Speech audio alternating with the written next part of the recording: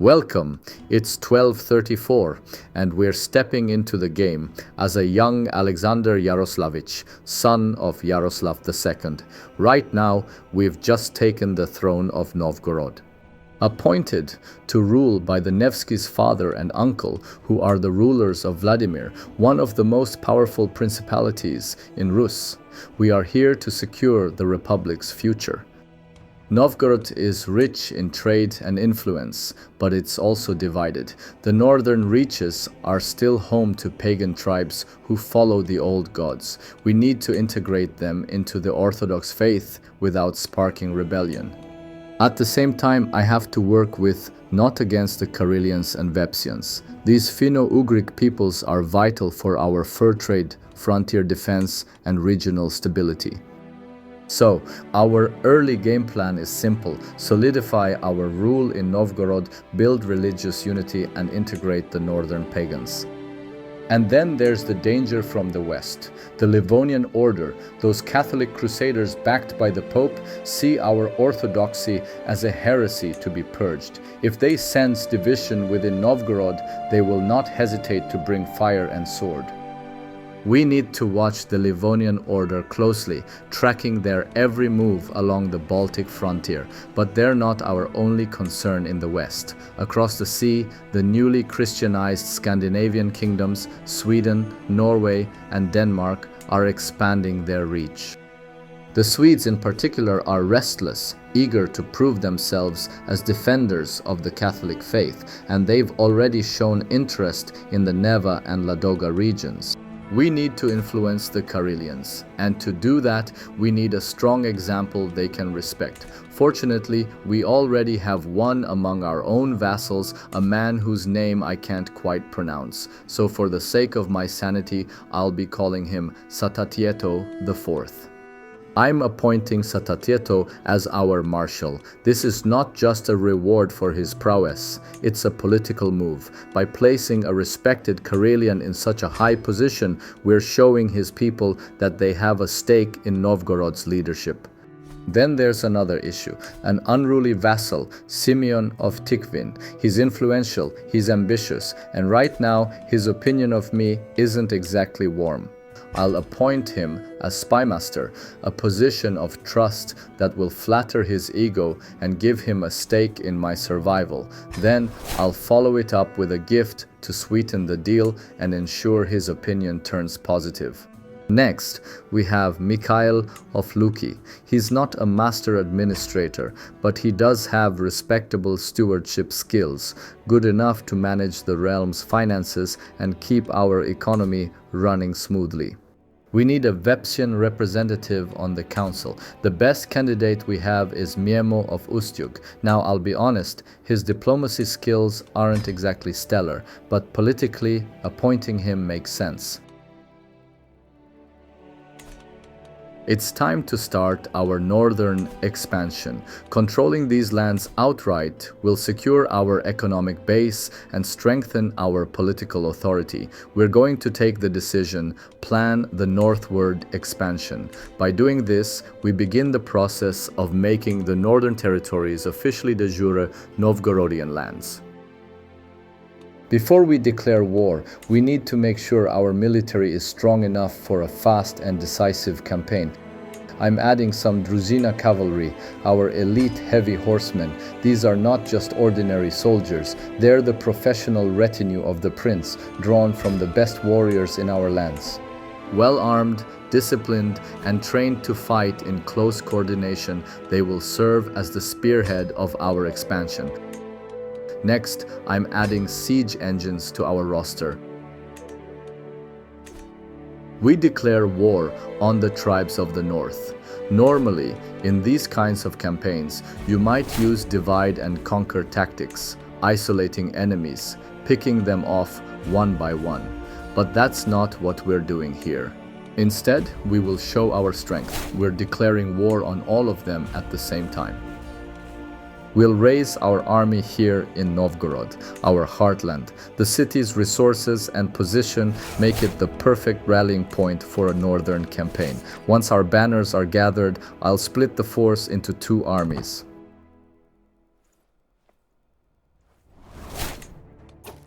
The first army will be our strike force, tasked with hunting down any enemy warbands brave or foolish enough to take the field against us. I will be commander of this army. The second will focus entirely on sieges, taking fortresses, strongholds, and tribal centers as quickly as possible. It will be commanded by none other than Satatieto IV. On paper, this might seem like a straightforward military decision, but in truth, it's also a political move. Our first engagement comes quickly. A tribal host of about 600 warriors moves to challenge us. The clash is brief. It's a clear and decisive victory, exactly the kind of opening we wanted. With the first battle behind us, I took my druzina and pushed further north. Word had reached us of another tribal host, this one about 900 warriors moving to intercept our advance. Once again, the fight proved almost too easy. Their formation broke the moment our heavy cavalry slammed into their flank. The druzina cut them down with precision. 1,568 warriors gathering under the banner of another northern tribe. This will be the biggest host we've faced so far in the campaign, but given our momentum, it's not enough to slow us down. Meanwhile, news reaches me from the south. Satatieto's siege army has successfully taken the fort of the first tribe we defeated. With their stronghold in our hands, there's nothing left to negotiate. We enforce our demands. Since these are Karelian de jure lands, I'm granting them directly to Satatieto. By tying newly conquered Karelian territory to a respected Karelian noble, we strengthen his prestige and make it harder for his people to see Novgorod as a foreign oppressor.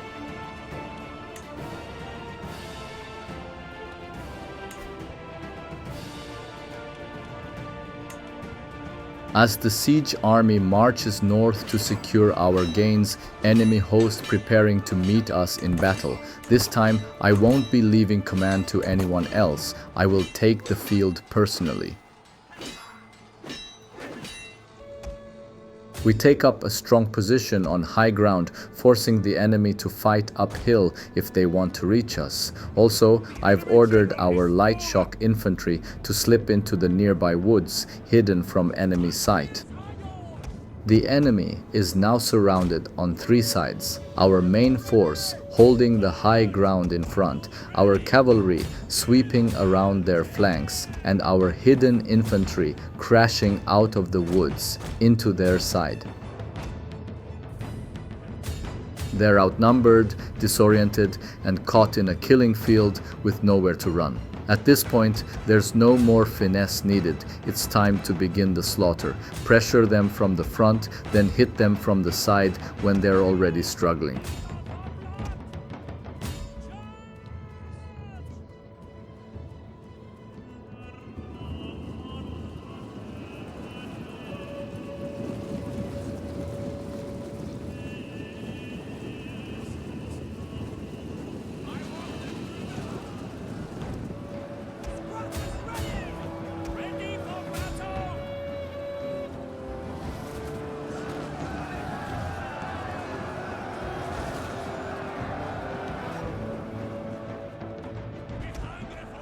Within moments, they're broken.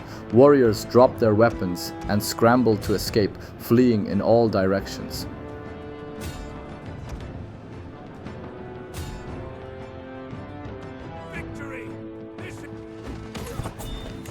With another enemy host destroyed, we now have the freedom to push west, striking at the territories of yet another tribe. While our siege army continues tightening the noose around enemy strongholds, our main force will take the fight directly to the western frontier.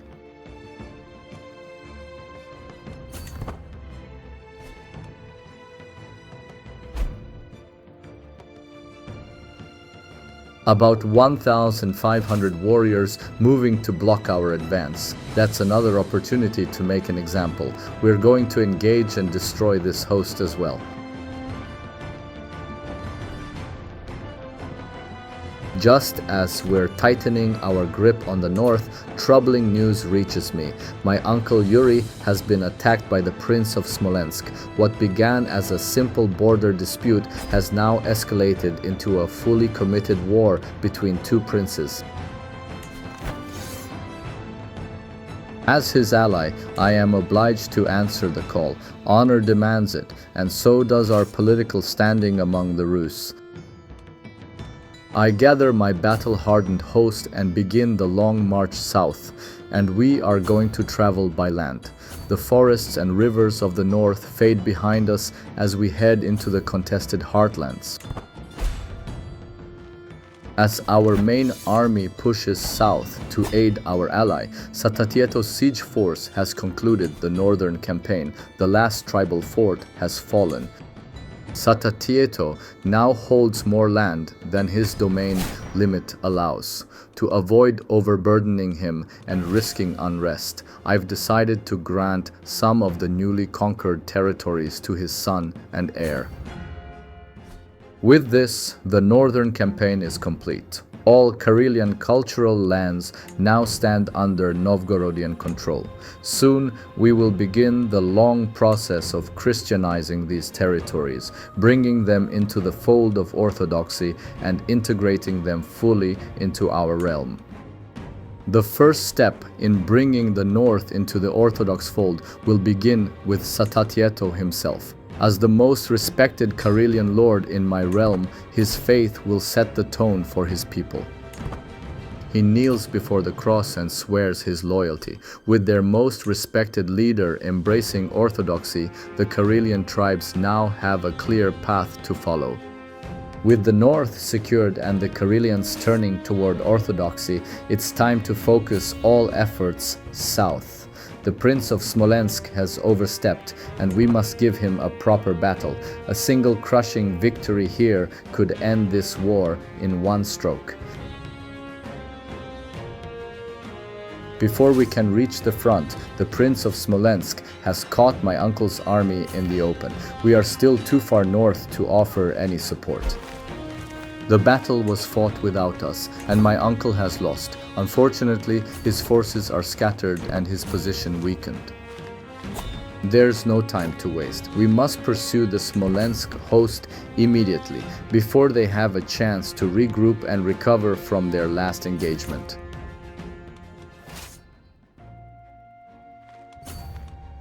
We shadow the Smolensk host further south, but they refuse to give battle. Every time we close the distance, they slip away, clearly unwilling to meet us head-on while we're at full strength. So, we turn our march towards Smolensk itself and lay siege to their capital. Just as our siege tightens, word reaches us of something strange. The Smolensk host has vanished from the south, only to reappear far to the north, once again pursuing my uncle. If they succeed, my uncle's war effort will collapse entirely. We cannot allow that. My uncle manages to slip away, moving south toward the safety of my forces. I turn my focus back to the siege of Smolensk's capital. We are closing in on victory here. As soon as the city is ours, we will march north immediately. With the fall of Smolensk's capital, our forces are now united. The chase begins again. Every step north tightens the noose. We close the distance. We now outnumber them 2-1. On paper, this should be an easy victory.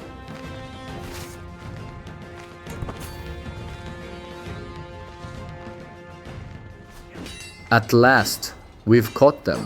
With our overwhelming numbers and fresh troops, we will smash their army. With nothing left to fight with, the Prince of Smolensk has lost. It's only a matter of time now before he comes to the table and sues for peace. We have won. My uncle walks away with a modest gain of land, but the true reward is far greater. Our victory has cemented our standing as the leading princes of the Rus. My uncle is pleased with the outcome, and so am I. In the turbulent years ahead, we will need every strong bond we can muster, especially when the time comes to face the Catholic powers pressing in from the west and the Baltic. And that concludes today's episode. We've extended our reach over the northern tribes and significantly enlarged our territorial holdings. Novgorod stands stronger than ever. In the next episode, our eyes will turn to the Baltic front, watching the Livonian Order closely and preparing for the day we challenge them. And if the right opportunity presents itself, we'll press our advantage against Denmark and Sweden as well. Thank you for watching. If you enjoyed the episode, don't forget to subscribe, leave a like, and share your thoughts in the comments below. Have a great day and goodbye.